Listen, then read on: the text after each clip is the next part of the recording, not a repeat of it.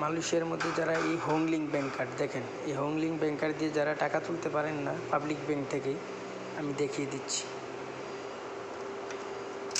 এইভাবে কার্ডটা দিবেন,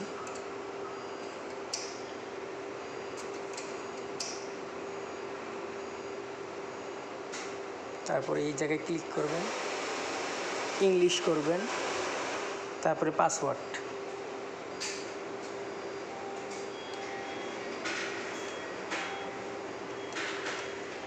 পাসওয়ার্ড দেওয়ার পরে এখানে দেখেন দুইটা অপশন আছে, একটা হচ্ছে সেভিং অ্যাকাউন্ট আর একটা হচ্ছে কারেন্ট অ্যাকাউন্ট। তাহলে আপনারা এই কারেন্ট অ্যাকাউন্টে দিবেন। কারেন্ট অ্যাকাউন্টে দিয়ে এই জায়গায় আছে ব্যালেন্স চেক, ক্যাশ আউট।